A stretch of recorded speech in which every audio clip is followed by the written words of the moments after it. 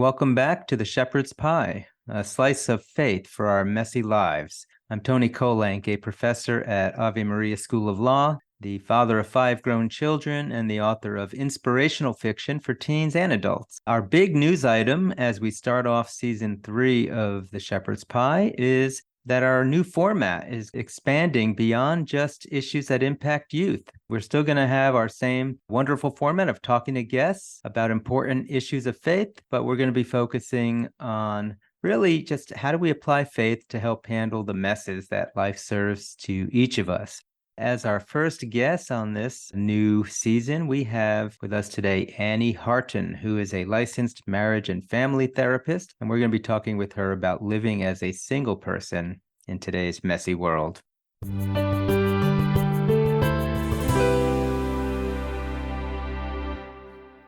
My guest today is Annie Harton, a proud alumna of St. Mary's College and the University of Notre Dame. She is a licensed marriage and family therapist. She's an author and a speaker. Her book, Single Truth, You Are More Than Your Relationship Status, has inspired her to actually start a business, which we'll hear more about, and it's called You Are More. She specializes in helping singles and couples explore how they're more than their diagnoses, they're more than their past, their jobs, or their relationship statuses. Annie, it is so nice to finally get you on the Shepherd's Pie. Thank you. It's great to be here. So, all right, just tell us a little bit about yourself and your background and how you got to be a marriage and family therapist. I grew up in Indianapolis, Indiana, as a big sister of quadruplet siblings. And so, as a family of 7, we had to communicate a lot. We had a lot of fun. And my parents have a great, thriving marriage as best friends.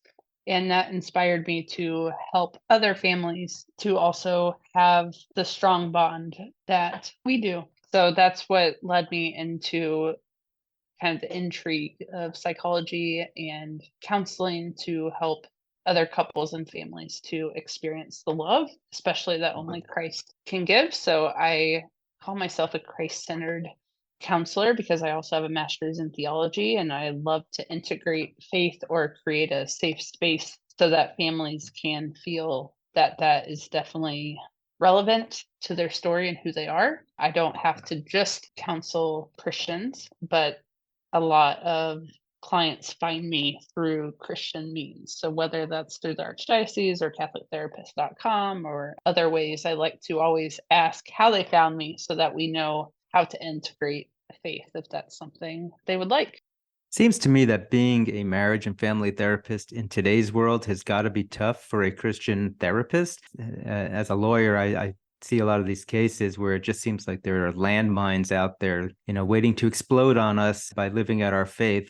How have you been doing that as a Christian therapist? Has that been an issue or something you worry about sometimes?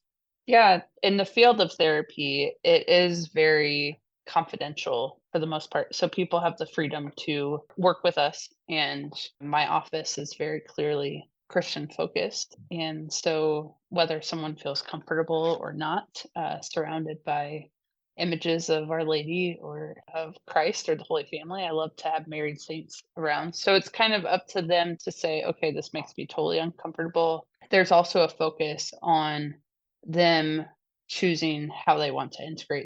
And then I like to lead them in prayer if that's something they would like, or they may lead us in prayer. But for the most part, I feel like it's all very free because they have the freedom to choose the therapy. I have the freedom to also say that you're not a great fit either. I am in a private practice setting, so it definitely helps. When I worked in more of a clinical, like community health setting, I had to be a lot more careful, but people know what they're getting into if they find me or Annie than if they just got placed with me. Yeah, that makes a lot of sense. But you wound up writing a book that appears to be focused on single life. So maybe talk a Yep. little bit to that. What brought you to, out of all the things a marriage counselor could write about, a family counselor could write about, you chose singleness? Well, I am in my 30s and I am still single. And I have been asked a lot by prospective clients or just people that I network with about what I know about love as a single marriage counselor. But I was almost married about almost 10 years ago. So that was a wake up call for me to really step back and evaluate who Annie was as a single person versus who Annie is as a girlfriend or as a potential fiance. And I walked the Camino de Santiago right before I wrote the book. And so I had a lot of time in silence. I had a lot of time of discernment and prayer. And when I came back, I was called to go on a dating fast on my 30th birthday for a year. So my goal was to publish the book at 31. So I had a year of singleness while I was writing a book about what I've learned about love as a single marriage counselor. And I dedicated it to my ex and really thought of both men and women who were struggling with not feeling worthy of love. But I really wanted men to find it as a resource that would be applicable to them because I know a lot of relationship resources are very feminine, very emotion based, but I wanted this to be approachable for men.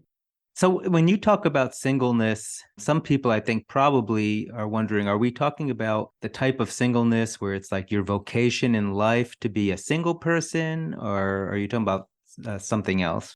Yeah, I have a chapter in the book that is about transitional singleness. And I was starting to think about diaconate. Before priests are ordained as priests, they are ordained as deacons for a year. And so we have the permanent diaconate if you're kind of deacon forever, or you're a transitional deacon and you're on your way to becoming a priest. And so there are people in the church who have chosen consecrated single life and have, made a vow or commitment to God that they're giving of their lives in that way with radical availability and to be open to wherever God is leading them.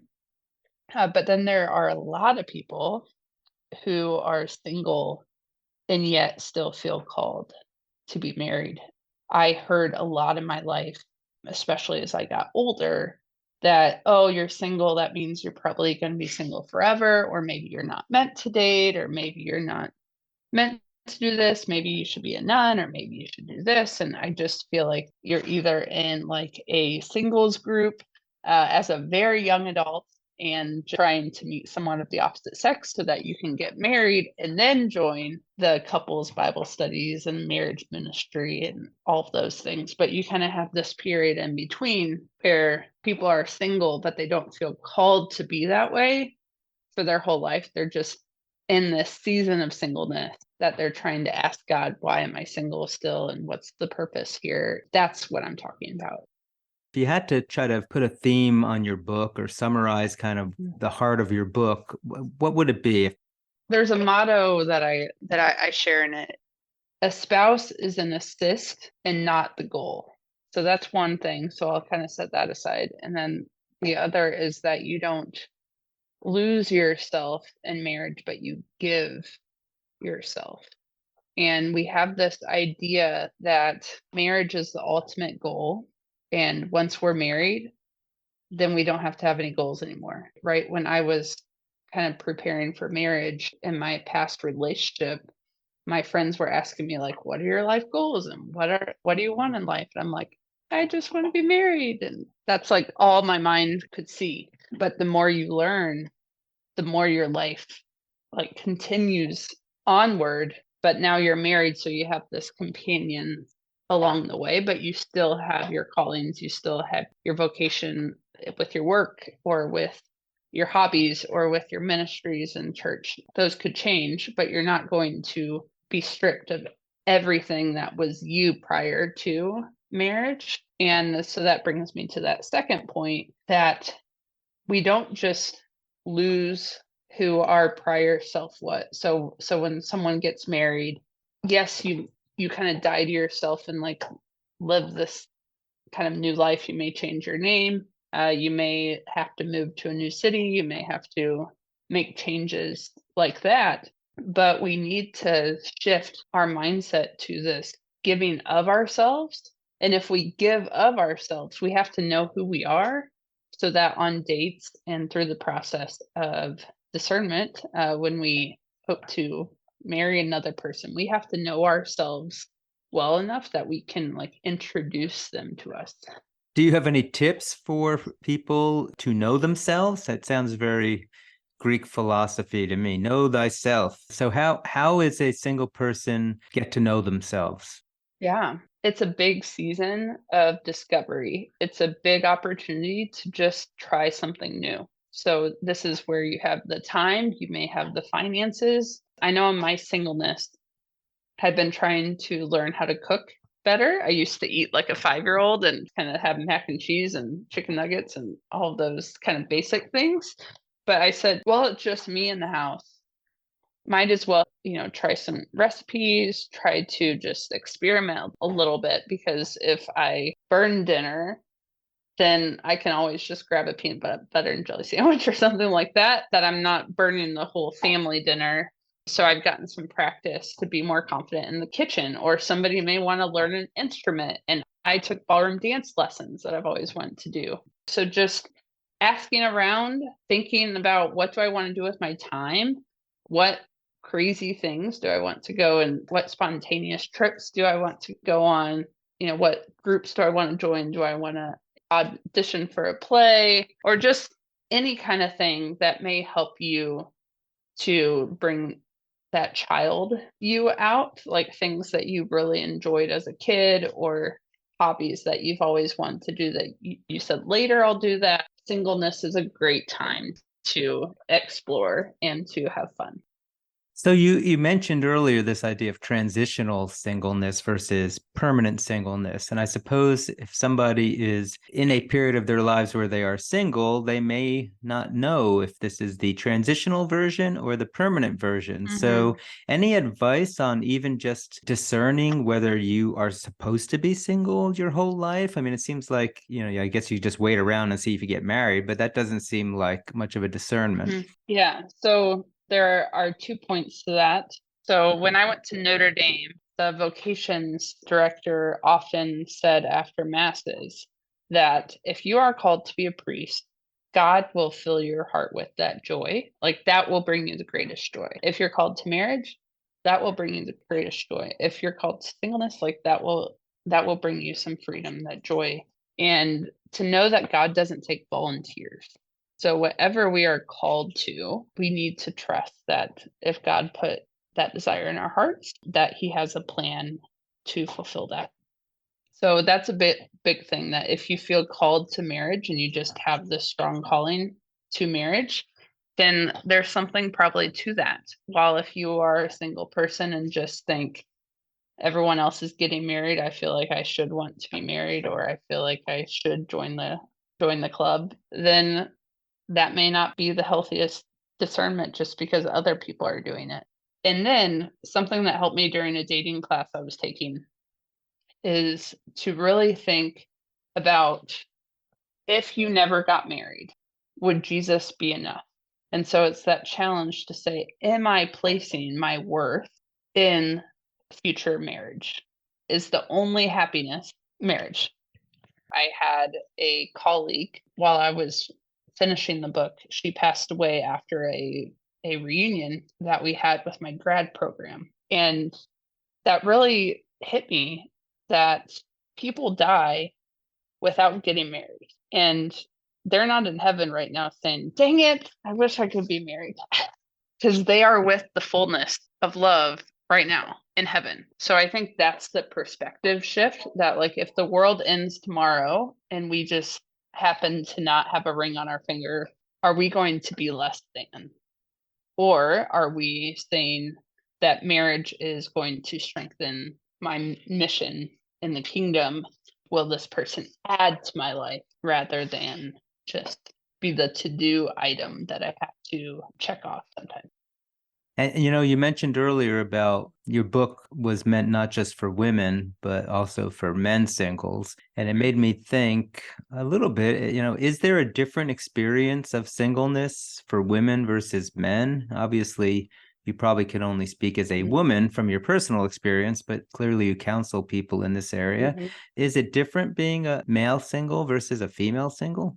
Yeah, and there's, the feminine and the masculine masculine and how we reflect Christ's love for the church, and how women often get so impatient about being chosen, about, okay, well, I like this guy and I like this guy, and I keep going to these groups and no one's asking me out and no one's showing interest. And then you also have men who are just wanting a girlfriend just for their worth, so they kind of ask whoever, or they kind of choose the easy route, or they stress out when girls are saying no to them, asking people out. So they have this pressure to like do something, while women have this frustration about like not being called on. Kind of this feeling like, okay, I'm putting myself out there and I'm trying to be obvious enough, and I just want someone to notice me. And that's just part of the feminine masculine struggle that we both struggle, but we both find this urgency in why isn't it happening? Like, why isn't this relationship leading to marriage? Why is this dating just continuing to end and break up? That can be really, really frustrating. You talked a little bit about permanent versus transitional. And I suppose if you are filled with joy at being single, then that's one way to know it should be permanent. But especially those people who are in transitional singleness, it seems to me that loneliness Yeah. would probably be an issue. So I'm wondering if you have any thoughts on dealing with loneliness as a single person. Yeah, I love that question, because in my new addition to this book, so I published this book 4 years ago, but I just came out with a brand new cover and some extra content. And one of the new things that I have in this book is a foreword written by Father Stephen Gadbury from Word on Fire. And he reflects on the difference between loneliness and being alone. And this call, especially from a priest perspective, on how there's a difference with kind of embracing the quiet and being tortured by it almost, or being isolated and being, connected or something. So you have this call that, especially during COVID, challenged a lot of people to know what it's like to be kind of stuck in the house, not have a Bible study to go to, not have a friend group, not have a lot of things that can fill that quiet time. People are listening to music all the time, or just noise, having the TV on, having podcasts on, or just having things that constantly fill the quiet can add to that like restlessness. But I have chosen to really embrace the quiet more, because I know that if God wants me to be a mother someday, I will not have this quiet time. So it's just a perspective that we can share on singleness, and how we can be either haunted by it or we can actually embrace it and get closer to God when it's just God and me. Like, I love my prayer life now. And I was just telling you that I'm in a relationship now, and there is this reality of like grieving singleness. And I know that sounds so silly to someone that really is hating their singleness right now, but there is this transition that it's not going to be the same, because you will have somebody else that will not make it so easy for just it being you and God. And that's what St. Paul talks about in scripture as well, is that you have the worldly concerns, you have someone to try to serve and love. And when you have that, then you get a little bit more distracted from the time where it's just dates with Jesus and just having that intimate bond with God, having all of your heart. That's some beautiful imagery, actually, that you're evoking here. So it definitely transformed this idea of loneliness. And of course, when I think about loneliness, and you talked about especially maybe men saying, well, they just want a girlfriend because they want to have a girlfriend. It's probably dealing with their loneliness to some extent. So we have to talk about dating, and especially, I think, the topic of chastity and dating in the modern world as a single person. You have any thoughts on that issue? We haven't been taught how to date, is the reality of it. So we don't know how to do it.